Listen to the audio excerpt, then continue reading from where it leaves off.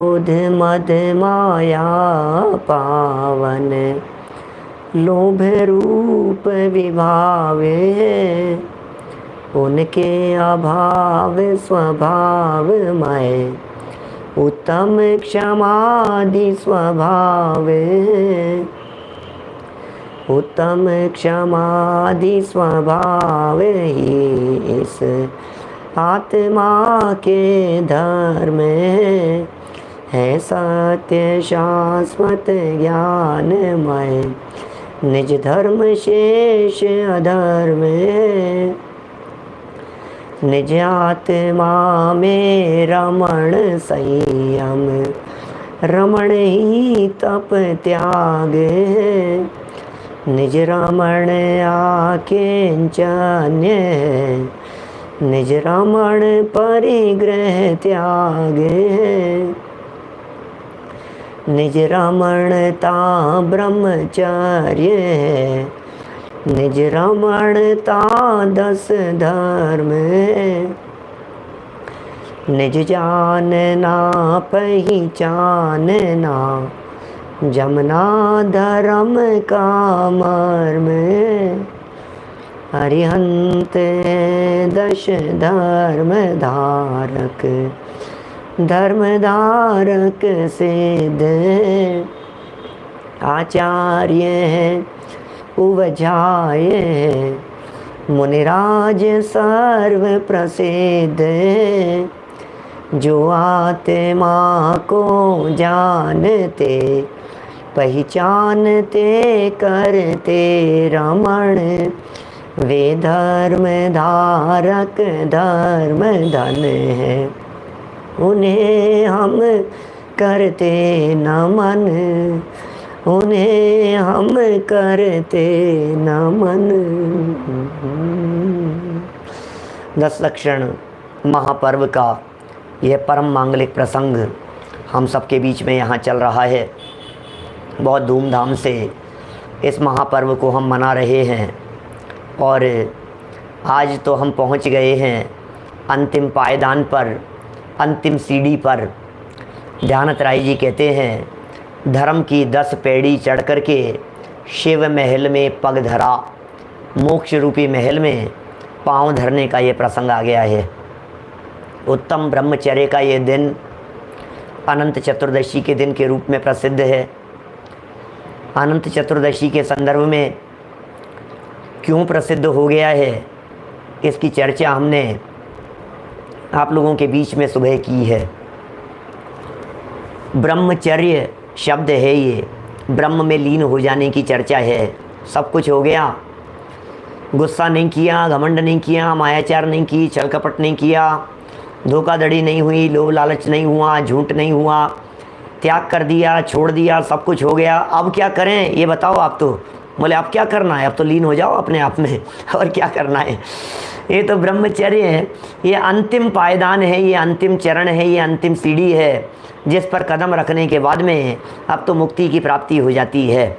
ब्रह्म माने होता है आत्मा, ब्रह्म माने है चैतन्य, अपना त्रिकाली ध्रुव आत्म तत्व, वो ब्रह्म कहलाता है। और ब्रह्म में जो चर्य है, जो लीनता है, जो चरण है, वही ब्रह्मचर्य है।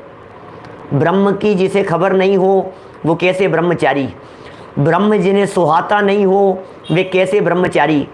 हमने दुनिया में बहुत ब्रह्मचारियों को देखा है, लेकिन उन्हें आत्मा की चर्चा नहीं सुहाती। कभी कभी आश्चर्य होता है, जिन्हें आत्मा नहीं सुहाता, माने जिन्हें ब्रह्म नहीं सुहाता, वे ब्रह्मचारी कैसे हो सकते हैं। ब्रह्मचारी तो ब्रह्म वाले होते हैं, आत्मा वाले होते हैं। इसलिए ब्रह्मचारी तो आत्मा में चरण करने वाले होंगे। और आत्मा में चर्या आत्मा को जाने बिना नहीं हो सकती, आत्मा में चर्या आत्मा को पहचाने बिना नहीं हो सकती। आत्मचर्या या ब्रह्मचर्य के लिए ब्रह्म को जानिए, ब्रह्म को पहचानिए और फिर ब्रह्म में समा जाइए, तभी ब्रह्मचर्य संभव है। आत्मा की चर्चा सुहा नहीं रही है, आत्मा को ही जानने पहचानने के लिए तैयार नहीं है। आत्मा को जानना ये ब्रह्म ज्ञान है, आत्मा को मानना, आत्मा की स्वीकृति ये ब्रह्म श्रद्धान है। और आत्मलीनता क्योंकि ये चारित्र गुण की पर्याय हैं, इसलिए ये ब्रह्मचर्य है। ब्रह्मचर्य, कौन जानता है इस ब्रह्मचर्य की चर्चा? जरा पूछिए ब्रह्मचारियों से। हम भी जब कभी ब्रह्मचर्य व्रत लेते हैं, नियम लेते हैं, अष्टमी चतुर्दशी को ब्रह्मचर्य का संकल्प करते हैं, 10 लक्षण महापर्व के अवसर पर, अष्टानिका महापर्व के अवसर पर अपने अपने दिल में झांक करके देखना हम किसे ब्रह्मचर्य मानते हैं। सिर्फ और सिर्फ एक स्पर्शन इंद्रिय के भोगों के त्याग को ही हम ब्रह्मचर्य समझते हैं, सिर्फ और सिर्फ स्पर्शन इंद्रिय के विषय के त्याग को। और स्पर्शन इंद्रिय के अंदर भी सिर्फ एक क्रिया विशेष के त्याग को ही हमने समझ लिया कि ब्रह्मचर्य हो गया है। लेकिन स्पर्शन इंद्रिय के विषय तो बहुत सारे हैं। मैं यदि अभी ये बात करूं कि आप स्पर्शन इंद्रिय का भोग भोग रहे हैं एट ए टाइम, इस समय पर, एट दिस टाइम अभी आप भोग रहे हैं स्पर्शन इंद्रिय के विषय को, आपको लगेगा क्या बात कर रहे हो, कैसी बात कर रहे हो पंडित जी? क्यों? पंखे की हवा में नहीं बैठे हो क्या? एसी की हवा का आनंद नहीं ले रहे हो क्या? डल्लप के गिद्दे पर नहीं बैठे हो क्या? जब आप अच्छी कुर्सी, बिल्कुल स्पर्शन इंद्रिय, अच्छा लग रहा है, हमारी फीलिंग में बहुत अच्छा आ रहा है, अच्छा एसी चल रहा है, ठंडी हवा चल रही है, गर्मी नहीं लग रही है, ये क्या स्पर्शन इंद्रिय के विषय नहीं है? क्या ये स्पर्शन इंद्रिय के भोग नहीं है? हमारे यहाँ जिनागम में स्पर्शन इंद्रिय के विषय तो 8 कहे हैं। हल्का, भारी, रूखा, चिकना, कड़ा, नरम, ठंडा, गरम। जब हमें ठंड लग रही होती है, हीटर चल रहा होता है, जब रजाई ओढ़ करके बैठे होते हैं, जब एसी चल रहा होता है, जब अच्छे नरम गद्दों पर बैठे होते हैं हम, जब कोमल स्पर्श, क्या ये स्पर्शन इंद्रिय के विषय नहीं है? लेकिन कौन ऐसा मानता है कि हम ये स्पर्शन इंद्रिय के भोग भोग रहे हैं? लगता ही नहीं है, हमारी फीलिंग में ही नहीं आती है ये बातें, तो हमें ऐसा महसूस ही नहीं हो रहा है कि ये भी स्पर्शन इंद्रिय के भोग हैं। दूसरी और महत्वपूर्ण बात कहना चाहता हूं, कदाचित इन सब विषयों का, स्पर्शन इंद्रिय के विषयों का त्याग भी कर देवें तो रसना इंद्रिय के विषय, घ्राण इंद्रिय के विषय, चक्षु इंद्रिय के विषय, कर्णेंद्रिय के विषय, इनका क्या होगा? विचार कीजिए गंभीरता से। यदि आत्मलीनता का नाम ब्रह्मचर्य है तो क्या अकेले स्पर्शन इंद्रिय ही आत्मलीनता में बाधक है? क्या पांचों इंद्रियों के भोग भोगते हुए आत्मलीनता हो सकती है? ब्रह्मचर्यपना संभव है? ब्रह्म में चर्या संभव है? यदि नहीं है तो पांचों ही इंद्रियों के विषय ब्रह्म में चर्या करने में बाधक होने से सभी विषयों का त्याग होना चाहिए। क्या एसी की हवा का आनंद लेते हुए आत्मा का आनंद लिया जा सकता है? क्या दूरदर्शन के सामने बैठे हुए आत्मदर्शन हो सकता है? क्या लड्डू का स्वाद लेते लेते आत्मा का स्वाद आ सकता है? खीर का स्वाद लेते लेते कि आत्मा का स्वाद आ गया, ऐसा संभव है? ऐसा हो सकता है? लड्डू पेड़े खाते हुए जब आत्मा का स्वाद नहीं आ सकता है, स्पर्शन इंद्रिय के किसी भी विषय का सेवन करते हुए आत्मा का स्वाद नहीं आ सकता है, रसना इंद्रिय, घ्राण इंद्रिय, चक्षु इंद्रिय, कर्णेंद्रिय, किसी भी विषय का सेवन करते हुए जब आत्मा का आनंद नहीं आ सकता है, तो पांचों ही इंद्रियों के विषयों को जीतना होगा, पांचों ही इंद्रियों के विषयों से विरक्ति लेनी होगी। ध्यान ही नहीं जाता हमारा, तो सोचते ही नहीं है हम। तो आज उत्तम ब्रह्मचर्य का दिन, ब्रह्मचर्य का पालन किया तो क्या किया कि बस दिन भर एसी में बैठे रहे, ये ब्रह्मचर्य का पालन किया, ये ब्रह्मचर्य का पालन है।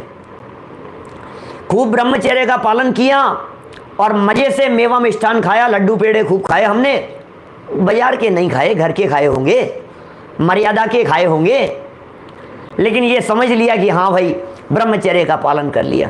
आज तो अनंत चतुर्दशी का दिन है तो ऐसा लगता है कि नहीं आज तो उपवास होगा। रसना इंद्रिय के विषय का तो त्याग था, लेकिन कर्णेंद्रिय के विषय का सेवन हुआ कि नहीं हुआ? म्यूजिक चल रहे होंगे, न सही पंचेंद्रियों के विषय भोग वाले, न सही फिल्मी गानों वाले म्यूजिक, लेकिन भक्ति भजन ये तो चल रहे होंगे। क्या उसका आनंद कर्णेंद्रिय के विषय का आनंद नहीं है? मैं आपसे पूछता हूँ, भजन भक्ति के म्यूजिक का आनंद लेते लेते क्या आत्मा का आनंद लिया जा सकता है? हम इतने व्यस्त हैं पांचों इंद्रियों के विषयों को भोगने में कि हमें फुर्सत ही नहीं है आत्मा के आनंद लेने के लिए। तो कैसे आएगा आत्मा का आनंद? ये साहब आप पांचों इंद्रियों की बात कर रहे हो क्या? लेकिन शास्त्र में आचार्यों ने स्पर्शन इंद्रिय के त्याग की चर्चा की है। स्पर्शन इंद्रिय के भोगों को ज़्यादा महत्व दिया है, बिल्कुल दिया है, हम स्वीकार करते हैं। उन्होंने काम भोग के त्याग की बात कही है। ब्रह्मचर्य के लिए ध्यान होगा सबको, सब समय सार पाठी लोग हैं, हमसे भी सुन रहे हैं और आप लोगों ने पहले भी सुने होंगे बहुत बार। समय सार की चौथी गाथा में काम भोग बंधन के त्याग की बात कही। क्या?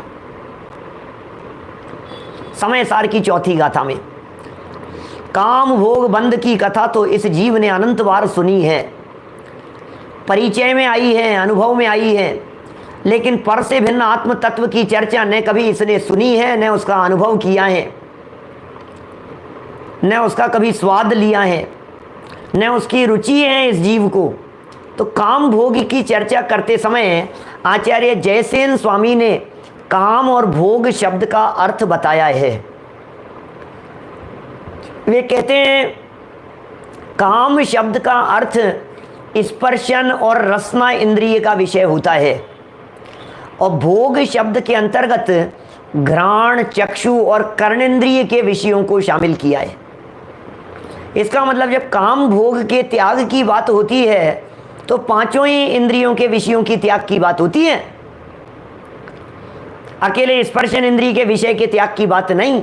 कि साहब शास्त्रों में तो अकेले स्पर्शन की बात कही है कि अरे भाई स्पर्शन इंद्रिय एक ऐसी इंद्रिय है जो अखंड इंद्रिय है। वास्तव में हमारे पूरे शरीर में स्पर्शन इंद्रिय के अतिरिक्त और क्या है?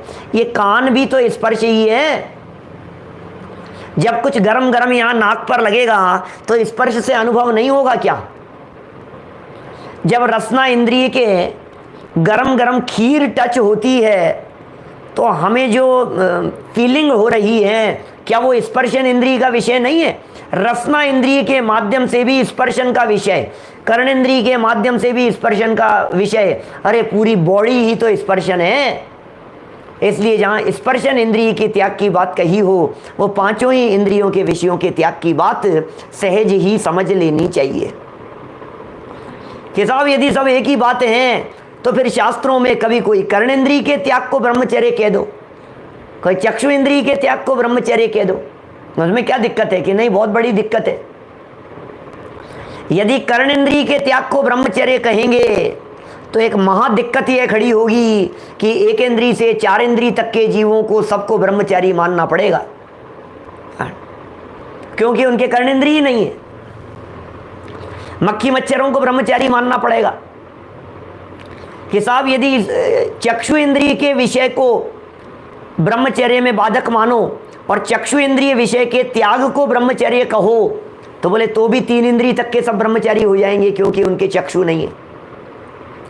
यदि घ्राणेंद्रिय के विषय सेवन के त्याग को ब्रह्मचर्य कहते तब भी इसी तरह की समस्या आती, दो इंद्रिय जीव सब ब्रह्मचारी हो जाते। यदि रसना इंद्रिय विषय सेवन के त्याग को ब्रह्मचर्य कहते तब भी एक बहुत बड़ी समस्या आती कि एक इंद्रिय जीव सभी ब्रह्मचारी हो जाते। तो फिर साहब जिनके एक इंद्रिय नहीं है, स्पर्शन इंद्रिय नहीं है, उन्हें भी ब्रह्मचारी मानने पर कुछ ऐसी समस्या आएगी कि बोले नहीं आएगी, क्योंकि जिनके स्पर्शन इंद्रिय नहीं है वे सिद्ध भगवान है। क्या? वे तो पूर्ण ब्रह्मचारी हैं, इसलिए कोई बाधा नहीं आएगी। पांचों ही इंद्रियों के विषयों के त्याग की चर्चाएं, क्या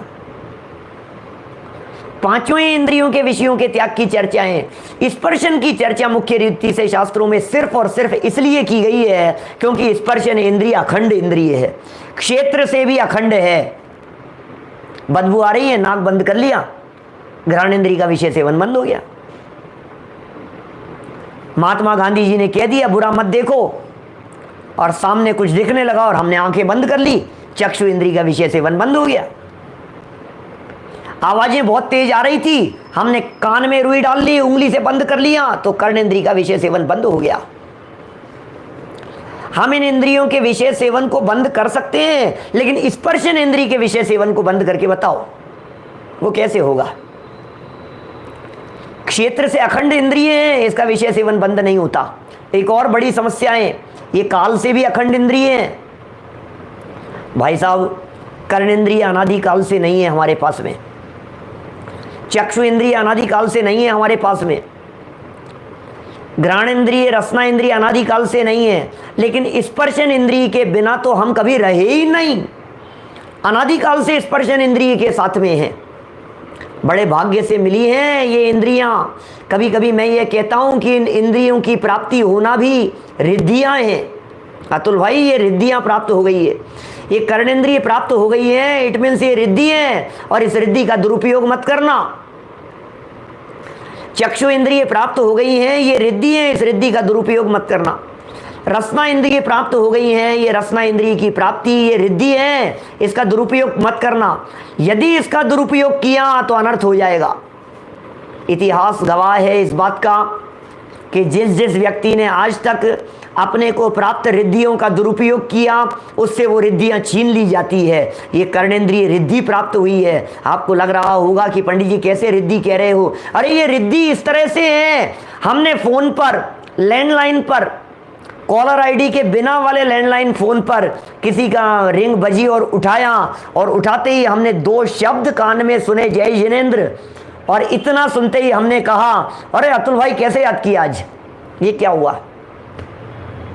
नंबर नहीं था, नाम नहीं था, कर्णेंद्रिय में सिर्फ 2 शब्द पड़े हैं, जय जिनेंद्र, और इतने मात्र में पहचान लिया। अतुल भाई, ये रिद्धि नहीं है क्या हमारे पास में?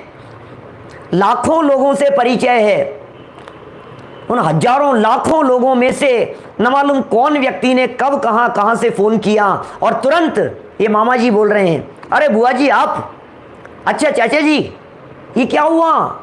ये कैसे पहचानने में आ रहा है? ये जबरदस्त पावर है हमारे पास में, आपको अंदाजा नहीं है इस कर्णेंद्रिय की पावर का, आपको अंदाजा नहीं है इस रिद्धि का। राकेश जी साहब, ये जो रिद्धि हमारे को प्राप्त हो गई है, इस रिद्धि का अंदाजा नहीं है, लेकिन हम इसका कर रहे हैं दुरुपयोग। ये कर्णेंद्रिय रिद्धि प्राप्त हुई है हमारे को जिन वचन सुनने के लिए, ये कर्णेंद्रिय रिद्धि प्राप्त हुई है हमारे को जिनेंद्र भगवान की वाणी सुनने के लिए, प्रवचन सुनने के लिए, जिनवाणी की चर्चाएं सुनने के लिए, वस्तु स्वरूप की बातें सुनने के लिए। अरे काम भोग बंधन की कथाएं नहीं, शुद्ध विशुद्ध आत्म तत्व की चर्चा सुनने के लिए हमारे को एक कर्णेंद्रिय प्राप्त हुई है, और हमने इस कर्णेंद्रिय का किया दुरुपयोग। छीन ली जाएगी ये कर्णेंद्रिय, नहीं मिलेगी आगे, सुनना नसीब नहीं होगा, मर करके 4 इंद्रिय हो जाएगा, कुछ नहीं सुन पाएगा। चक्षु इंद्रिय प्राप्त हुई है हमारे को, ये कम रिद्धि है क्या? देखते ही पहचान लेते हैं। मन मिल गया है हमारे को, देखते ही पहचान लेते हैं, विचार मात्र से। अरे आंखों से देखना तो बहुत बड़ी बात है। मैं कभी कभी ऐसी बातें कहता हूं हमारे श्रोताओं के बीच में। एक व्यक्ति टीवी की स्क्रीन पर आया, सफेद दाढ़ी थी उसकी, अजमेरा जी, सफेद दाढ़ी वाला, और वो सामने एक हॉट सीट पर बैठ करके 2 शब्द कहता है, कौन बनेगा? कौन है भाई साहब? कौन है वो व्यक्ति? सिद्धार्थ जी कौन है वो? अमिताभ बच्चन? हर व्यक्ति कह रहा है, हर व्यक्ति की आवाज सामने लिख रहे हैं, बच्चन, बिग बी है सब सब फटाफट। क्यों? ये क्या हुआ? आपने तो देखा भी नहीं, आवाज भी अमिताभ बच्चन की नहीं है, ये तो संजीव गोदा की आवाज थी, कौन बनेगा। और आपने, लेकिन वो शब्द सुनकर के आपके दिमाग में पिक्चर बन गई। ये आपके ज्ञान का चमत्कार है, ये आपके मन का चमत्कार है, ये आपने चक्षु इंद्रिय के माध्यम से देखा है, वो चमत्कार है, लेकिन दुरुपयोग मत करना, ये चिंतन करने के लिए मिला है। अरे जब वचन सुनो आप, कौन से अहमिक को खलु शुद्धो, तो समय सार की गाथा दिखनी चाहिए आपको, इसके लिए मन मिला है हमारे को, ये चक्षु इंद्रिय मिली है जिनवाणी को पढ़ने के लिए। ये दुरुपयोग हो रहा है ना, ये दुरुपयोग ब्रह्मचर्य में बाधक है। मैं ब्रह्मचर्य की चर्चा कर रहा हूं, मैं इंद्रिय विषयों से निर्वृत्ति की बात कर रहा हूं, मैं इंद्रियां जो प्राप्त हो गई है इनके सदुपयोग की बात कर रहा हूं आपसे। अनंत काल हो गया इनका दुरुपयोग करते हुए। चक्षु इंद्रिय का दुरुपयोग किया, छीन ली जाएगी चक्षु इंद्रिय। रसना इंद्रिय का दुरुपयोग किया, खा नहीं पाएंगे, जवान से बोल नहीं पाएंगे। ये जिनवाणी भूलने के लिए हमारे को वचन मिले, ये वाणी का प्रयोग जिन वचन सुनने के लिए और सुनाने के लिए। कर्णेंद्रिय से सुनो, रसना इंद्रिय से बोलो, भक्तियां बोलो, स्तुतियां बोलो, पाठ बोलो, गाथाओं को गुनगुनाओ, इसलिए हमारे को ये बातें मिली है। क्या कर रहे हैं हम, क्या किया है हमने आज तक? इन रिद्धियों का दुरुपयोग नहीं किया तो और क्या किया? देख लो आप, इतिहास उठा करके देखिए, प्रथमानुयोग उठा करके देखिए, कहानियां और प्रसंग उठा करके देखिए। जिस जिस व्यक्ति ने दुरुपयोग करने की चेष्टा की और रिद्धियां छीन ली गई उससे कि भैया तुझे कोई अधिकार नहीं है, अरे तुझे चक्षु इंद्रिय प्राप्त करने का कोई अधिकार नहीं है, तुझे कर्णेंद्रिय प्राप्त करने का कोई अधिकार नहीं है, तुझे रसना इंद्रिय प्राप्त करने का कोई अधिकार नहीं है। क्या किया इस रसना इंद्रिय को प्राप्त करके? जिन बहन भी न सुने कभी, मनुष्य जन्म प्राप्त किया और भोगों में काल बिताया। पाए कर मानुष्य योनि भी, पाए कर मानुष्य योनि भी, हो जी भोगों में काल बिताया। जिन वाणी बोले छे, जन्म श्रावक कुल पा करके, जन्म श्रावक कुल पा करके, हो जी तुम नरभव सफल करो जी। जिन वाणी बोले छे, हो जी तुम नरभव सफल करो जी। जिन वाणी बोले छे, ये जिन वाणी बोल रही है हमारे को, ये नरभव सफल कर लीजिए। क्या ये भोग, इंद्रिय के भोग, ये मीठे जहर के समान है, जहर लगने चाहिए, ये आकुलता उत्पादक लगने चाहिए, ये पीड़ा करने वाले लगने चाहिए। सोचता तो मैं ये था कि इन भोगों को भोग लूंगा तो तृप्ति मिलेगी, ये भोग मुझे भोग रहे हैं, मुझे लगता है कि मैं भोगों को भोग रहा हूं। जुगल जी बाबूजी साहब की पंक्तियां हैं, सोचा करता हूं भोगों से, बुझ जावेगी इच्छा ज्वाला। परिणाम निकलता है लेकिन, मांधो पावक में घी डाला। सोचा करता हूँ भोगों से, बुझ जावेगी इच्छा ज्वाला। सोचता रहता हूँ, सोचता रहता हूँ, तृप्ति मिल जाएगी, तृप्ति मिल जाएगी। क्या आज तो कोई बात नहीं, कल पाड़ने में क्या बना रहे हो? लो, आज का दिन अभी पूरा हुआ नहीं और कल पाड़ने में क्या बन रहा है उसकी चिंता चालू हो गई, उसके विकल्प चालू हो गए। तृप्ति मिल गई, भाई साहब मैं तो तृप्त हो गया, गजब किया, आज तो कहाँ से बनाना सीख करके आई हो? क्या क्या कहाँ से सीखा है? बाजार का खाना त्याग किया तो घर का चालू हो गया, घर का एक से एक बना करके, पकवान बना करके। भोगों को अमृत फल जाना, उनके संग्रह में व्यस्त रहा नहीं। भोगों को अमृत फल जाना, विषयों में निश दिन मस्त रहा। उनके संग्रह में हे प्रभुवर, मैं व्यस्त त्रस्त अभ्यस्त रहा। दादा द्वारा लिखी पूजन की पंक्तियां हैं। भोगों को अमृत फल जाना, और थे कैसे? ये तो जहरीले थे। लग तो रहा था मीठा, ये मीठे थे, मीठा जहर भोगने में तो अच्छा लग रहा है, लेकिन फल क्या आएगा? फल तो मौत है इसकी, फल में तो मौत दिखाई देगी। हमें ऐसा लगा तृप्ति मिल जाएगी, तृप्ति मिल जाएगी, लेकिन भैया सुनो, अग्नि ईंधन से कब तृप्त हुई है ये बताओ तो सही हमारे को। मानो पावक में घी डाला। एक सेठ साहब के घर में आग लग गई, आग लग गई, बहुत बड़े सेठ जी थे, और आग लग गई और निकल करके दौड़ते हुए बाहर आए। अरे बताओ कैसे बुझाऊं, क्या करूं इसको बुझाने के लिए? आग बुझाओ, कोई तो कोई उपाय करो। और आसपास में गरीब लोग रहते थे, वो दौड़ते हुए आए कि सेठ जी पानी डालो, पानी। चुप रहे मूर्ख, हल्की बातें करेगा। मैं इतना बड़ा सेठ नौकरों को आवाज लगा करके कहता है हम तो घी के व्यापारी हैं, घी के पीपे डालो इसके ऊपर अग्नि बुझाने के लिए, घी डालो इसके ऊपर। हम कोई कमजोर हैं क्या? पानी डालेंगे हम, तुम्हारे घर में आग लगे तो पानी डालना, हमारे घर में आग लगेगी तो घी डालेंगे। बुझेगी कि नहीं बुझेगी? बुझ जाएगी ना। सोचा करता था लगाना, सोचा करता था भोगों से बुझ जावेगी इच्छा ज्वाला, परिणाम निकलता है लेकिन मानो पावक में घी डाला। अग्नि में घी डालने जैसी दशा है। अमृत चंद्राचार्य देव कहते हैं भैया ईंधन से कभी अग्नि तृप्त नहीं होती। अग्नि जल रही है और गैस का सिलेंडर लगा रखा है आपने। अब ये जलती हुई अग्नि चूंकि उसे गैस मिलती जा रही है, ये कब तृप्त हो जाएगी और बुझ जाएगी बताओ तो सही। अग्नि जल रही है और आपने लकड़ी डाल दी उसमें, ये कब बुझेगी कि जलती रहेगी, कि और डाल दी कि कब बुझेगी कि जलती रहेगी जलती रहेगी जलती रहेगी। अरे आज तक भोजन कर करके किसी की भूख नहीं मिटी है, भोजन का त्याग करके ही हे जिनेंद्र देव आपकी भूख मिटी थी। ये भोग हैं जो मुझे खा रहे हैं, क्या मैं भोगों को नहीं भोग रहा हूं। ये तो खाई है, खूब भरने का प्रयास किया लेकिन ये खाई कभी भरती नहीं है। ये पेट फूटा घड़ा है, इसमें जितना भी डालो अंदर में एक अग्नि जल रही है जिसे कहते हैं जठराग्नि। वो जठराग्नि ऐसी अग्नि है कि जो भी डाला जाता है सब भस्म हो जाता है, सब भस्म हो जाता है, भस्म हो जाता है और पेट खाली का खाली रहता है।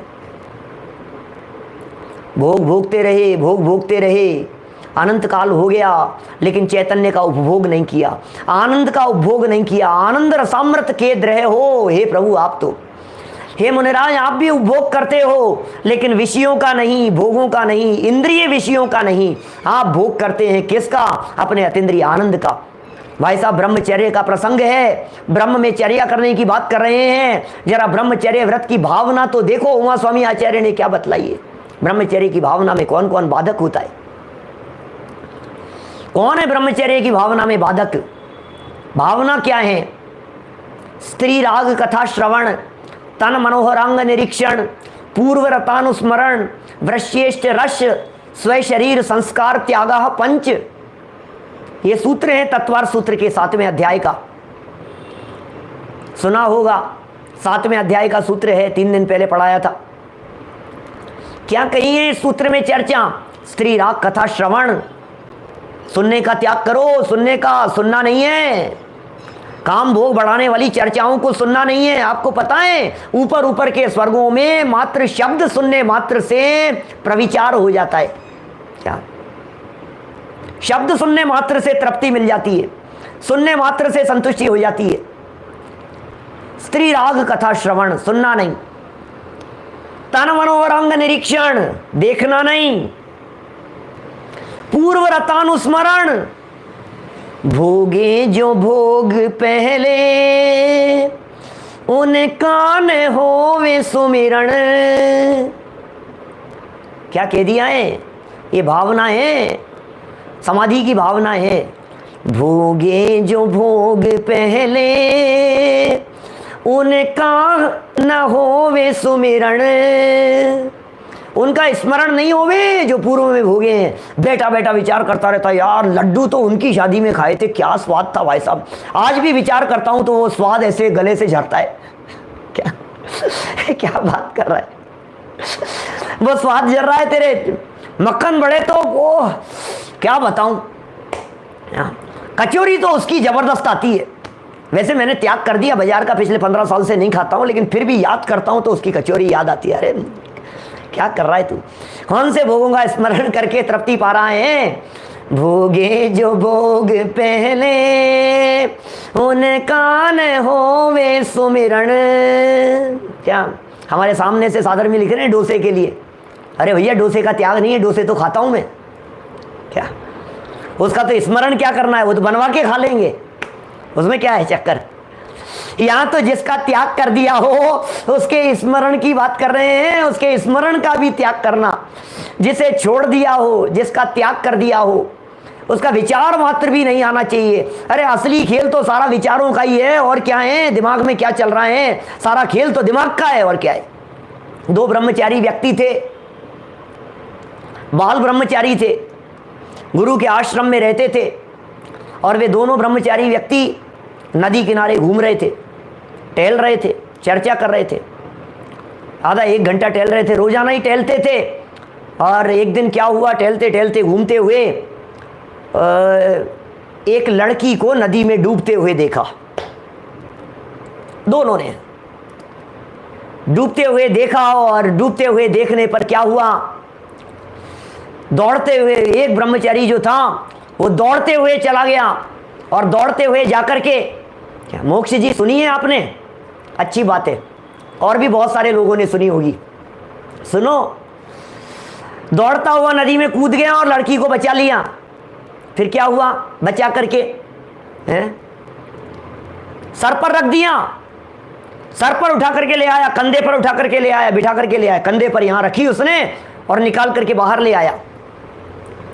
अब बाहर निकाल करके लाया तो दूसरे व्यक्ति का तो माथा खराब, ये ब्रह्मचारी होकर के लड़की को कंधे पर बिठा लाया, निकाल करके बाहर ले आया। कितने 10 मिनट लग गए इसको। हमने तो त्याग है जन्म से, ये छू कैसे सकता था, इसने कितना गलत काम किया है, तुझे नहीं करना चाहिए था, तुझे नहीं जाना चाहिए था। बहुत बड़बड़ाता रहा वहां, अब बड़बड़ाता रहा, कोई बात नहीं, चल आज तू देख गुरुजी के आश्रम में, वहां चल करके बताता हूं तुझे, आज तेरी खैर नहीं है। तूने लड़की को छुआ कैसे, तेरा सारा व्रत भंग हो गया, और गुरुजी तेरे को कुछ न कुछ जरूर सजा देंगे। और फिर क्या हुआ, फिर क्या हुआ भाई साहब, गुरुजी के पास में जाकर के उसने सारी बात कही कि गुरुजी क्या बताऊं, आज तो इसने सारा धर्म भ्रष्ट कर दिया, इसका तो ब्रह्मचर्य भ्रष्ट हो गया है। आप बात सुनेंगे तो सुनते रह जाएंगे, आप भी इसको कड़ी से कड़ी सजा देंगे। कि क्या हुआ, बता तो सही भाई, हुआ क्या? कि हुआ ऐसा कि नदी में कोई एक लड़की डूब रही थी, ये कूद गए महाराज, कंधे पर बिठा करके ले आए, लड़की को लेकर के आए अपने कंधे पर। गुरुजी ने क्या जवाब दिया कि अरे भाई क्या बात कर रहा है, क्या बात कर रहा है तू, इसके कंधे पर से तो लड़की नदी के किनारे पर ही उतर गई, तेरे माथे पर तो लड़की अभी तक बैठी हुई है। क्या तेरे दिमाग में तो अभी तक बैठी हुई है। सवाल इस बात का नहीं है कि बाहर में क्या हो रहा है, सवाल इस बात का नहीं है कि आप कहां बैठे हैं, सवाल इस बात का नहीं है कि आप क्या कर रहे हैं, सवाल इस बात का है कि आपके दिमाग में क्या चल रहा है। सवाल तो दिमाग का है। ये ब्रह्मचर्य तो दिमाग से बदलने की बात करता है। आप दिमाग से नहीं बदलेंगे तो बाहर में प्रवृत्तियां कितनी भी बदलने की बात करो। अरे टोडरमल जी साहब कहते हैं विषय सेवन में तो अभिलाषा मूल है, अंदर में तो अभिलाषा चल रही है, अंदर में तो विषय वासनाएं अनवरत रूप से चल रही है। तू बाहर में ये कहता है ब्रह्मचर्य ले लिया, ब्रह्मचर्य ले लिया, अरे इसका नाम ब्रह्मचर्य नहीं है। अंदर से मिटना चाहिए, अंदर से निर्वृत्ति होनी चाहिए, अंदर से छूटना चाहिए, अंदर से टूटना चाहिए। और वो कब होगा, बाहर की निर्वृत्ति से निर्वृत्ति नहीं होती है जब तक अंदर में आत्म स्वभाव का अवलंबन नहीं होता है। बाहर में छोड़ देगा तो छूटेगा थोड़ी ना, उसे छूटना थोड़ी ना कहते हैं। तुम ये बताओ पकड़ा किसको तुमने, क्या बिना पकड़े ये भी छोड़ दिया, छोड़ने रूप अंतरंग वृत्ति तो हुई नहीं थी, अंदर में आत्मा का अनुभव और स्वाद तो आया नहीं, अंदर का स्वाद आया नहीं और बाहर का स्वाद छोड़ दिया, तो जो खींचतान होती है उसे जनवाणी में तीव्र कषाय कह करके पुकारा है। वो तो तीव्र कषाय का परिणाम है। क्या तीव्र कषाय है, तो तीव्र कषाई है हम तो। मन में चिंतन चल रहा है। क्या कहा उमा स्वामी आचार्य देव ने भावना के संदर्भ में, उन्होंने कहा स्त्री राग कथा श्रवण तन मनोहरांग निरीक्षण पूर्व रतानुस्मरण, भोगे जो भोग पहले, उनका विचार नहीं। विचार की चर्चा में मैं लड़की ले आया बीच में, विचार नहीं। आप लड़कियों की बात क्यों करते हो, आप लड़कों की बात क्यों नहीं करते हो? दोनों की बात समझो ना आप। समस्या तो ये है जब कोई मेरे से इस तरह की बात कहता है तो मैं उन्हें ये कहता हूं कि आप अपने आप को स्त्री क्यों समझते हो। समस्या तो यहां खड़ी होती है। आप अपने आप को फीमेल क्यों समझते हो? आत्मा तो पुल्लिंग होता है, आप तो पुरुष हैं। जितने पुरुष वर्ग हैं वे तो पुरुष हैं ही, जितनी स्त्रियां हैं वे भी पुरुष हैं। भारत के राष्ट्रपति यदि कोई महिला होगी तो वो राष्ट्रपति नहीं होकर के क्या राष्ट्रपत्नी कहलाएगी? क्या करेंगे आप कि नहीं तो फीमेल है, राष्ट्रपति कैसे कह रहे हो आप, इनको तो राष्ट्रपत्नी कहो। अरे गजब हो गया, वो पद है भैया, हाँ उसको पत्नी थोड़ी ना कहोगे, वो पद है। ऐसे ही हम ये कह रहे हैं आत्मा, ये पुरलिंग है। आप आत्मा हो, आप चैतन्य हो, आप त्रिकाली ध्रुव हो, आप ज्ञायक हो। आप अपने आप को स्त्री मत समझो, स्त्री मत समझना अपने आप को। इसलिए जो बात कही जा रही है ये बात तो अंदर की विकारी वृत्ति के लिए कही जा रही है। ये जो बात कही जा रही है ये तो अंदर के खोटे परिणामों के लिए कही जा रही है। उस परिणामों के ऊपर लगाम होनी चाहिए, अंदर में विषयों के परिणाम नहीं आए। इसलिए यहाँ क्या कहा, भोगे जो भोग पहले उनका न होवे सुमिरन, मैं राज संपदाया पद इंद्र का न चाहूं। ये बात हो गई पूर्व रतानुस्मरण। वृश्रेष्ठ रस, ओहो क्या बात कह रहे हैं, गरिष्ठ भोजन का त्याग करो, गरिष्ठ भोजन का क्या कह रहे हो आप, क्यों त्याग करा है? जब ब्रह्मचर्य की प्रतिज्ञा दिलाई जाती है, ब्रह्मचर्य प्रतिमा, 7वीं प्रतिमाधारी कोई हो, जब प्रतिज्ञा दिलाई जाती है तो ये सारी बातें बताई जाती है, उनको बताई जानी चाहिए। आप यदि ब्रह्मचर्य का नियम ले रहे हैं, भले ही टेम्परेरी लीजिए, आजीवन लीजिए, जिसको जैसा भावना हो, 6 महीने का लीजिए, महीने भर का लीजिए, बाद में के लिए लीजिए, व्रतों के समय में लीजिए, पर्व के दिनों में लीजिए, जैसा जो आपने भाया, लेकिन आप उसका स्वरूप एक बार गंभीरता से समझ लीजिए कि इसका स्वरूप क्या है, ब्रह्मचर्य किसे कहते हैं। बिना समझे हुए सिर्फ थोड़ा बहुत कुछ त्याग करा करके अपने आप को ब्रह्मचारी समझ लेना, ये तो बहुत बड़ी गलती है। क्या गरिष्ठ भोजन, ऐसा भोजन, गरिष्ठ भोजन क्या होता है, विषय आसक्ति को बढ़ाता है। आप खीर खा रहे हैं, आप अच्छा गरिष्ठ भोजन कर रहे हैं, समझिए आप लड्डू खा रहे हैं, दवा के भोजन कर रहे हैं। इसलिए व्रती लोगों को भोजन में बहुत कंट्रोल करना चाहिए। क्या बहुत कंट्रोल किया जाना चाहिए। भोजन के कंट्रोल के लिए यहाँ वृश्रेष्ठ रस के त्याग की बात कही है। खीर नहीं खाएंगे, हलवा नहीं खाएंगे, गरिष्ठ भोजन नहीं खाएंगे, बादाम का हलवा नहीं खाएंगे और गरिष्ठ नहीं खाएंगे, और यदि होगा कदाचित खाया तो थोड़ा खाएंगे, कंट्रोल में खाएंगे, जिससे कि वो पच जाए अच्छे से। मतलब ज़्यादा नहीं कि दबा करके खा लिए। क्या होता है, ज़्यादा खाने से नींद भी ज़्यादा आती है। प्रवचन में नींद क्यों आ रही, इतना क्यों खाया था कि नींद आने लग गई? क्या तो खाना ही नहीं है कुछ भी। अभी तो शायद आप लोगों ने, अमेरिका वालों ने तो कुछ नहीं खाया होगा, यहाँ तो सब खा के बैठे हैं लोग। नहीं, उपवास से बैठे हैं भाई। उपवास में भी नींद आती है, ये भी बड़ा चक्कर है। उपवास में भी नींद आती है, ज़्यादा खाओ तो भी नींद आती है। इसलिए बहुत सोच समझ करके बैलेंस रखने की बात है। बैलेंस रख करके हमारा जीवन होना चाहिए। अरे एक गजब की बात तो और कह दी उमा स्वामी आचार्य देव ने। ऐसी उमा स्वामी आचार्य देव ने बात कह दी ब्रह्मचर्य के संदर्भ में। बोले ब्रह्मचर्य की भावना भाने वालों के लिए एक और नियम दिलाता हूँ। बोले क्या नियम दिला रहे हो? बोले स्व शरीर संस्कार त्यागा। लो, स्व शरीर संस्कार त्यागा। शरीर का संस्कार, ओहो, शरीर का संस्कार ये ब्रह्मचर्य में बाधक है। शक्ल नहीं देखेंगे जिस दिन ब्रह्मचर्य का दिन होगा। अब बोलो, कर सकते हो आप ऐसा?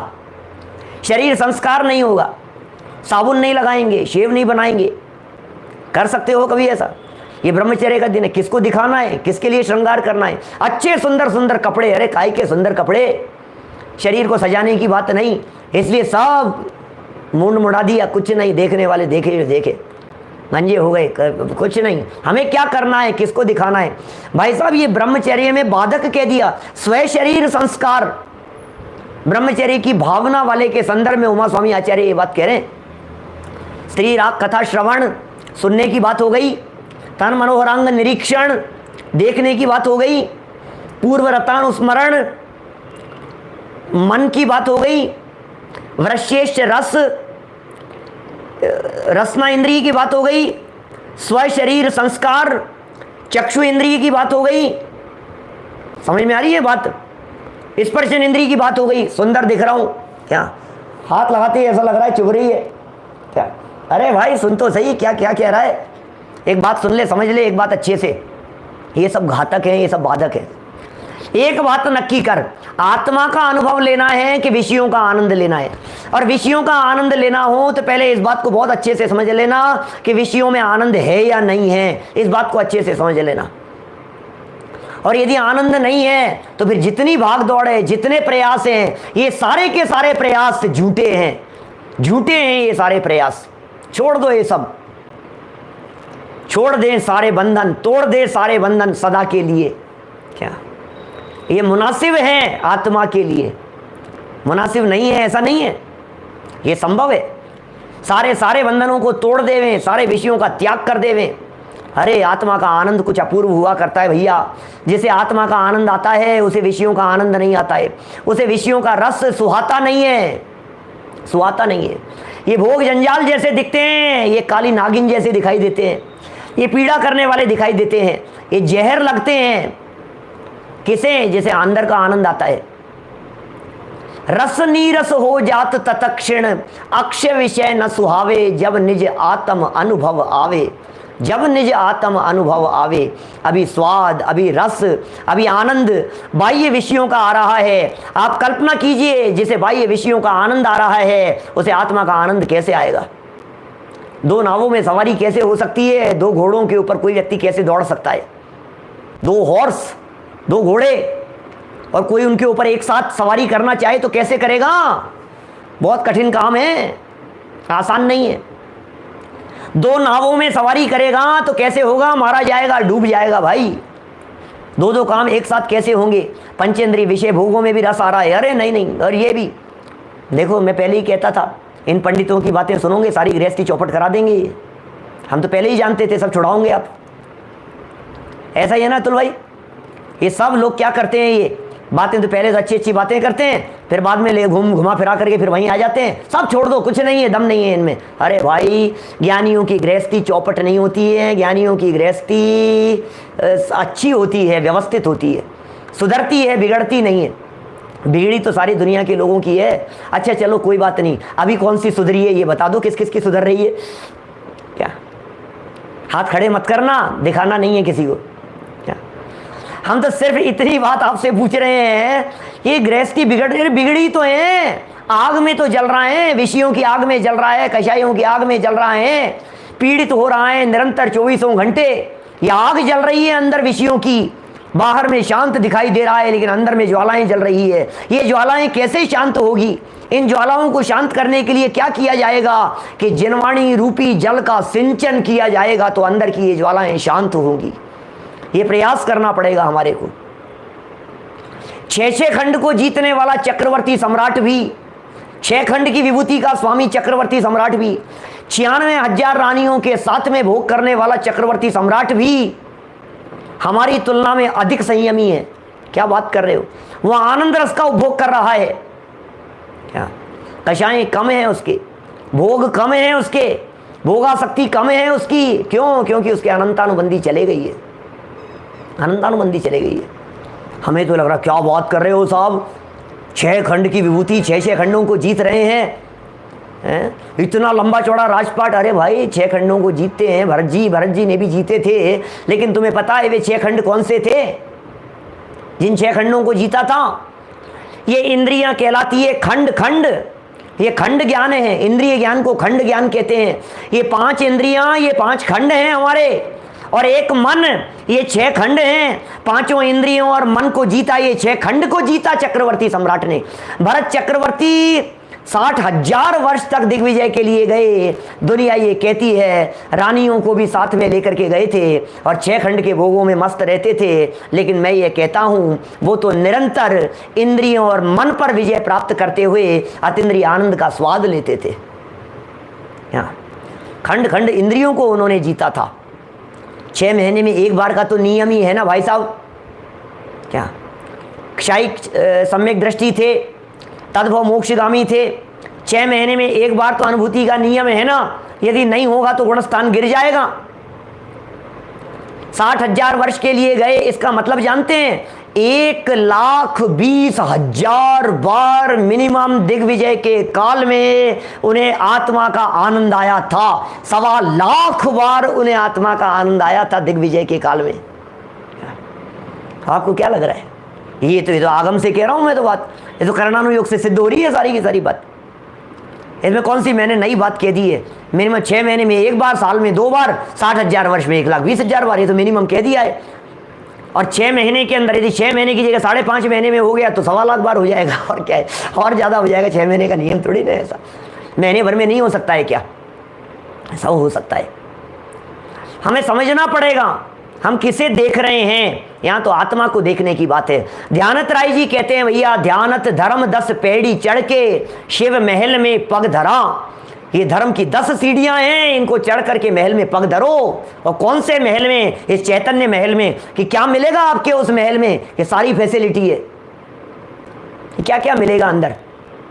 खाने को क्या क्या मिलेगा उस चैतन्य महल में? कि कुछ नहीं है। कि चक्षु इंद्री का कोई विषय की कुछ नहीं है, कर्णेंद्री का कोई विषय की कुछ नहीं है। अरे यार मन नहीं लगेगा फिर तो हमारा। बाहर आ जाएंगे कि हम दावे के साथ कहते हैं, एक बार उसमें जाकर के तो देखो, बाहर निकलने का मन हो जावे, ऐसा हो नहीं सकता है। आज तक जो जो व्यक्ति उस आत्मा में समा गए हैं वे बाहर निकले नहीं है। इसका प्रमाण क्या है? अनंत अनंत सिद्ध भगवान वे लौट करके नहीं आते इस धरातल पर दोबारा, ये इसका प्रमाण है। वे सिद्धालय में विराजमान सिद्ध परमात्मा कभी लौट करके नहीं आते। क्यों नहीं लौट करके आते हैं? इस बात का है कोई जवाब आपके पास में? कि है ना जवाब? एक ही जवाब है, अंदर में तृप्त हैं, आनंद में तृप्त हैं, आनंद के उपभोग करने में मस्त हैं, उन्हें जरूरत नहीं है। अरे किसका भोग भोगे भाई साहब, किसका भोग भोगे? ये जितने भोग हमारे को दिखाई दे रहे हैं, ये सारे के सारे भोग छोड़ देने योग्य हैं। इसलिए इनका दुरुपयोग जो आज तक कभी किया है वो दुरुपयोग नहीं करना। ये मीठे जहर के समान है, इनका त्याग करना। बड़े भाग्य से मनुष्य जीवन प्राप्त हो गया है भाई साहब, बड़े भाग्य से जिनवाणी सुनने का अवसर मिल गया है। ये तो थोड़ा बहुत, ये तो 10 लक्षण की सभा है। मुझे मालूम है आज जितने लोग हैं उतने कल नहीं होंगे, कल जितने होंगे उतने परसों नहीं होंगे, और फिर उसके बाद में तो क्या होगा? खत्म है फिर तो। और क्या है? हमारे यहाँ ऐसी कहावत चलती है, पूनम का पारना छोड़ा मंदिर जी का बारना। बारना जानते हैं आप? डोर, दरवाजे। क्या? पूनम का पारना, 14 का उपवास था ना, कल पूनम का पारना हो जाएगा। फिर क्या होगा? पूनम का पारना छोड़ा मंदिर जी का बारना। अरे भाई हम तो ये कहना चाहते हैं, ये 10 लक्षण पर्व का प्रसंग ये आज संपन्न नहीं हुआ है, आज तो उद्घाटन समारोह है। समाप्त थोड़ी ना हो गया है। आप क्या सोच रहे हो खत्म हो गया, खत्म छुट्टी हो गया? अरे नहीं, आज उद्घाटन है। आप क्या कर रहे हो? आज तो शुरुआत है, आज समापन कहाँ है? ब्रह्म में जब चर्या करना प्रारंभ किया तो फिर छुट्टी हो गई। अब क्या करोगे? अरे अब तो उसी में समा जाना है, अब तो उसी में लीन हो जाना है, अब तो उसी में रहना है हमारे को सदा सदा काल के लिए। अब तो निकलने का क्या काम है? अरे भैया अंदर जब आनंद आता है तो कौन बाहर निकलना चाहता है? ऐसा लिखा है हमारे वीतरागी संतों ने, अंदर आत्म स्वरूप में जाकर के वे वीतरागी संत स्वरूप गुप्त हो जाते हैं, प्रमादी हो जाते हैं, अपने स्वभाव में जाकर के आलसी हो जाते हैं। ऐसा महसूस करते हैं, अरे भैया कौन बाहर निकलेगा, अब कौन बाहर निकलेगा, अब कौन बाहर जाएगा? क्या हमें नहीं जाना है बाहर, हमें नहीं देखना है बाहर, ऐसी वृत्ति हुआ करती है। इसलिए खूब त्याग कीजिए, खूब वैराग्य का सेवन कीजिए, खूब स्वाध्याय कीजिए, खूब अध्ययन कीजिए, मनन कीजिए, चिंतन कीजिए, जिनवाणी को देखिए, ब्रह्मचर्य का जिन्होंने अपने जीवन में पालन किया है उनकी महिमा को देखिए, इससे रिलेटेड कहानियां पढ़िए, इससे रिलेटेड प्रसंग देखिए, याद कीजिए आप सेठ सुदर्शन को, याद कीजिए आप सीता सती को, क्या याद कीजिए आप रावण को। रावण को भी क्या बात करें? हाँ रावण को याद करने के लिए कह रहा हूँ। रावण जैसा महापुरुष कहाँ मिलेगा भाई साहब आपको? रावण जैसा व्यक्ति थोड़ी ना मिलेगा। रावण को कोसने की जरूरत नहीं है, रावण को गालियां देने की जरूरत नहीं है। रावण कोई बुरा व्यक्ति नहीं था, रावण जैसा सज्जन व्यक्ति मिले कहाँ आज की दुनिया में? राम राज की कल्पना कर रहे हैं सारी दुनिया में लोग, मैं कह रहा हूँ रावण राज की कर लो थोड़ी सी। क्या रावण राज माने ऐसा राज कि जिस राज में 6 महीने तक कोई ऐसी कन्या आकर के रहे जिसे वो दिलो जान से चाहता हो, स्वयं ही राजा हो, 3 खंड का अधिपति हो, और उसके बाद में भी उसका शील सुरक्षित रह जाए, इसका नाम है रावण राज। क्या लंका में 6 महीने रही सीता, लेकिन शील सुरक्षित था। कि आपको कैसे पता? कि सीता की अग्नि परीक्षा से पता। सीता की अग्नि परीक्षा से अकेले सीता का शील ही सिद्ध नहीं हुआ, सीता की अग्नि परीक्षा ने यह भी सिद्ध कर दिया, यह भी प्रूव कर दिया कि रावण भी निर्दोष था। क्या सीता की अग्नि परीक्षा में सीता को ही नहीं रावण को भी निर्दोष सिद्ध कर दिया। देखिए जरा, गीत गाइए उनके, रावण के गीत गाइए, क्या सीता के गीत गाइए, सेठ सुदर्शन के गीत गाइए। जरूरत नहीं है बखान करने की, अपने शील की चर्चा। इल्जाम लगा दिया गया, शांत, कुछ नहीं, अरे आनंद का उपभोग कर रहे हैं। कोई जरूरत नहीं है किसी को कुछ कहने की, किसी को कुछ बोलने की जरूरत नहीं है। जब पाप कर्म का उदय होता है तो परिस्थितियां अलग प्रकार की होती है, जब पुण्य का उदय होता है तो परिस्थितियां अलग प्रकार की होती है। पाप के उदय में सफाई काम नहीं करती है और पुण्य के उदय में सफाई देने की जरूरत नहीं होती। क्या पाप का उदय चल रहा है, पाप का उदय चल रहा है, कुछ तो बोलो अपनी सफाई में, कुछ तो कहो। हे सेठ, हे सुदर्शन, तुम्हें क्या कहना है अपनी सफाई में? कि मुझे कुछ नहीं कहना है, कुछ नहीं कहना है। पाप का उदय चल रहा है, अपनी सफाई में क्या कहना है मुझे? और उदय बदल गया, पुण्य का उदय आ गया, उदय बदल गया तो पुण्य का उदय आने पर सफाई देने की जरूरत नहीं पड़ती है। भैया समय बहुत सीमित है हमारे पास में, काल बहुत सीमित है, इसलिए ये कहना चाहता हूँ, व्यर्थ ना इसको गवाओ इस कदर, बड़ी मुश्किल से ये मानव तन मिला है, बड़ी मुश्किल से ये मानव तन मिला है। काम क्या करना है सिद्धार्थ जी, काम क्या करना है बोलो? डूब कर अपने में खुद को जान लो, जैन दर्शन की यही तो एक कला है। क्या कर रहे हैं आज तक? सब बंद कर दो सारे काम, बाहरी गुड़ दौड़ को सब रोक दो और भीतर देख लो क्या सिलसिला है। सारी घुड़दौड़ को रोक दो, भागम भाग को रोक दो, भीतर में देखो। बाहर में तो बहुत देखा, क्या क्या नहीं देखा और क्या क्या देखना बाकी नहीं दिखता है आपको। अरे यहाँ चलते हैं, यहाँ चलते हैं, यहाँ देखते हैं। अभी तो लंदन गए थे क्या? कि हाँ। कोई नूर देखा था क्या? कि अरे देखा है। पेरिस गए थे कि हाँ। आईफिल टावर देखा कि हाँ देखे आए। कि क्या हुआ? कि अब कहाँ का मन है? क्या अलास्का चलें? अरे भाई सुन तो सही, भव वन में जी भर घूम चुका, कण कण को जी भर भर देखा। देखने वाले को देख ले तो सारी दुनिया अपने आप दिखती है। क्या देखने वाले को देख भैया, देखने वाले को देख। अंदर में बैठा हुआ है ज्ञायक भगवान आत्मा, उसे देख। जिसे देखते सहज सी दिखता सबसे सुंदर आत्म स्वरूप। प्रतिमाओं को देखो, अपने स्वरूप को देखो, अपने स्वरूप को देखो, दुनिया दिखेगी। ये चैतन्य का चमत्कार है, ये ज्ञान का चमत्कार है, ये ऐसा अद्भुत चमत्कार है जिस एक चैतन्य को देख लेने पर सारा लोक दिखता है। देखते हैं आत्मा को और दिखता है लोकालोक। ये कोई चमत्कारिक तत्व है, इसे देखने की जरूरत है। इसलिए कहता हूं, व्यर्थ ना इसको गवाओ इस कदर। बहुत बीत गया, बहुत बीत गया है भाई साहब। दौलत राम जी के शब्द हैं, जब लो ने रोग जरा गहें तब लो झटिति निज हित करो। आए दिन घटनाएं घट रही है, आए दिन परिस्थितियां ऐसी दिखाई देती है। कोरोना काल सबके सामने बीता है, सबने अपने परिचितों को खोते हुए देखा है, जाते हुए देखा है। उसके बावजूद भी माथे पर जूं नहीं रेंगती है, दिमाग पर 3 साल नहीं पड़ते हैं। क्या हो गया है हमारी बुद्धि को? सोचना, विचार करना भैया। ज़्यादा कहने का समय नहीं है, थोड़ा कहा है बहुत समझ लेना, विचार करना, चिंतन करना। ये जीवन खो देने के लिए नहीं है। अरे भाई ये तत्व ज्ञान मिल गया है हमारे को। असंख्यात असंख्यात भवों में क्या, अरे असंख्यात भव इसको देव पर्याय के प्राप्त हो तो एक पर्याय मनुष्य की मिलती है। क्या असंख्यात भव देव पर्याय के, काल्पनिक बात नहीं कह रहा हूं, सच्ची बात कह रहा हूं। असंख्यात भव, क्योंकि 30 पर्याय में 2000 सागर के लिए, जो 2000 सागर में 1360 सागर स्वर्ग के हैं, सॉरी 1260 क्या और 740, ये जो 1260 सागर जो स्वर्ग के हैं उनमें भवन त्रिकों के असंख्यात भव निकल जाते हैं एक एक सागर में। असंख्यात बार देव पर्याय को प्राप्त किया, एक बार मनुष्य पर्याय की प्राप्ति। अरे अनंत बार मनुष्य पर्याय की प्राप्ति करे तो एक बार उच्च कुल मिलता है, और अनगिनती बार मनुष्य पर्याय की यदि प्राप्ति करे तो एक बार ऐसा कुल मिलता है जिसमें ये वीतरागी तत्व ज्ञान की चर्चा, शुद्ध आत्म तत्व की चर्चा सुनने का अवसर मिलता है। बड़े भाग्य से हमको मिले जिन वचन, जिन वचन मिल गए, जिन धर्म मिल गया, जिन वाणी मिल गई। आत्मा सुहारा है कि नहीं? रुचि है या नहीं? आत्मा की समझने में रुचि है या नहीं? मन लगता है या नहीं? अच्छा लगा कि नहीं? 10 दिन सुनकर के अच्छा लगा या नहीं? यदि 10 दिन सुनकर के अच्छा लगा है तो 11वें दिन जरूर अच्छा लगेगा, छोड़ना मत।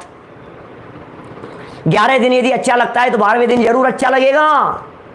12 दिन यदि अच्छा लगा है तो 13वें दिन जरूर अच्छा लगेगा। आज उद्घाटन समारोह है, आज समापन नहीं है। आज से उद्घाटन होना चाहिए, आज से जिंदगी बदल जानी चाहिए हमारी। लगना चाहिए कि ये 10 लक्षण पर्व हमने मनाया है, लगना चाहिए कि हमने कुछ आराधना की है, लगना चाहिए कि जीवन में कुछ हमने हासिल किया है। क्या भाई साहब, हीराचंद जी साहब, लगना चाहिए कुछ तो हुआ है इस 10 लक्षण पर्व में। नहीं तो जैसे पिछले 45 सालों में निकल गए ऐसे और निकल जाएंगे। और क्या है इसमें, दम क्या है? मना लेना, इस बार संजीव जी को बुलाया है, दूसरी बार किसी और को बुला लेना, तीसरी बार किसी और को बुला लेना, तो उसमें क्या है? पंडित जी को बुला लेना, धूमधाम से आयोजन करा लेना, ढोल मंजीरे बजा लेना, नाच लेना, गा लेना, सबको बधाई दे देना, अंतिम दिन खत्म हो जाए तो सबसे क्षमा मांग लेना आज की गलतियों के लिए, फिर छुट्टी, फिर क्या है, फिर वही राग वही धुन। और क्या है कि क्या हुआ अब वही बस, अब तो अब क्या जान लोगे क्या? हमारी 10 दिन कर तो लिया, बोल लो 10 दिन कर तो लिया, और क्या इससे ज़्यादा क्या जान लोगे क्या? भैया ये तो जीवन समर्पित करने के लिए हैं। निहाल चंद जी साहब, पीतल फैक्ट्री वाले बाबूजी, ये तो जीवन समर्पित करने के लिए सारी चर्चाएं, इसलिए जीवन समर्पित करें, आत्म कल्याण के लिए लगे रहें, बराबर लगे रहें, और जीवन समर्पित करते हुए अपने जीवन को धन्य करें। इसी भावना से बात को यहीं विराम देता हूं। उत्तम ब्रह्मचर्य की चर्चा करते हुए हम सब ब्रह्म में समा जाएं, अपने जीवन को धन्य करें, सफल करें, सार्थक करें, इसी भावना से ओम नमः। थोड़ी सूचना मुझे देनी थी, जो लोग नए सुन रहे हैं और जो लोग अभी नए जुड़े हैं इस प्रसंग पर, मैं उनको कहना चाहता हूं कि हमारे चैनल पर बहुत व्यवस्थित प्रवचन सारे उपलब्ध हैं। अभी मोक्ष मार्ग प्रकाशक कुछ समय पहले ही 422 प्रवचनों में word to word, line to line चलते हुए अभी पूरा किया है। पूरे प्लेलिस्ट के अंदर यदि आप देखेंगे, टॉपिक वाइज मिलेंगे, सब्जेक्ट वाइज मिलेंगे। DR संजीव गोधा, डॉक्टर संजीव गोधा के नाम से। एक बात और ज़रूर कहना चाहता हूँ कि उसमें आप नाम डालते हैं तो 50 प्रवचन आ जाते हैं, लेकिन आपको सिर्फ मेरा चेहरा ध्यान रखना है, शक्ल ध्यान रखनी है। शक्ल तो याद रहेगी, 10 दिन तक देखिए। यदि ये चेहरा देख लिया तो जहाँ ये चेहरा दिखता है बस उस चेहरे को टच करना है। चेहरे को टच करते ही चैनल खुल जाएगा, सामने प्लेलिस्ट से आप चाहें जो वो प्रवचन सामने आपको मिल सकते हैं, उनका लाभ ले सकते हैं। रोजाना 12 महीना मेरे प्रवचन का समय, यही प्रवचन का समय जो अभी चल रहा है, रात को ठीक 8 बजे 12 महीना चलता है, यूट्यूब पर लाइव चलता है। सुबह का समय इंडिया टाइम के हिसाब से 9:20 पर चलता है, और दोपहर में 2:30 बजे वो भी रेगुलर करीब करीब चलता ही है। तो ये तीनों समय चलता है। कुछ लोगों की शिकायतें ज़रूर आ रही थी मेरे पास में लिंक के संदर्भ में, वो भी कहना चाहता हूँ विवेक जी कि मैं तो भैया बहुत ढीला हूँ, सच में मेरे से तो होता नहीं है, न मेरे से होता है, न मेरे से किया जाता है, और न मेरे ये बस की बात है। कभी भूल जाते हैं, कभी हम भूल जाते हैं, कभी हमारी वाइफ भूल जाती है, कभी कुछ होता है। आप लोगों की जिम्मेदारी है, आप जो चाहें उसे फॉरवर्ड करें, उसे बताएं, उसे और लोगों को प्रेरित करें, ये सब आपकी जिम्मेदारी है। अमेरिका वालों को कहना चाहता हूँ, जाना के माध्यम से साल भर कार्यक्रम चलते रहते हैं, आप वहाँ भी अपनी ईमेल रजिस्टर्ड करवाएं, अतुल भाई से संपर्क करें, रेगुलर जो कार्यक्रम होते हैं उन्हें अटेंड करें। ये अवसर चूकने जैसा नहीं है, जहां मौका लगे, जब जैसा अवसर मिले आप उसके लिए तैयार रहिए। ये बातें कुछ मेरे को कहनी थी, प्रेरणा देनी थी, सो बातें मैंने आपसे कही है, और बाकी शेष अतुल भाई। बहुत बढ़िया संजीव जी, ब्रह्मचर्य का इतना बढ़िया स्वरूप समझाया। और ये समापन के बारे में कहना चाहता हूँ कि संजीव जी ने हमें चैलेंज दिया है कि समापन आज नहीं है। वैसे भी अपना कार्यक्रम का समापन आज नहीं है, परसों है। अपना कार्यक्रम 21 तारीख तक चलेगा, लेकिन संजीव जी ने जो चैलेंज दिया वो मैं अमेरिका वासी की हेल्प लेना चाहता हूँ कि अपन रोज जुड़े, कल परसों तो जुड़े ही जुड़े, और उसके बाद में भी संजीव जी ने जो लिंक वगैरह इंफॉर्मेशन दी है वो प्रवचन सुनते रहे। और यहाँ पे स्वाध्याय भी रोज होता है, तो उसमें भी आप जुड़ सकते हो।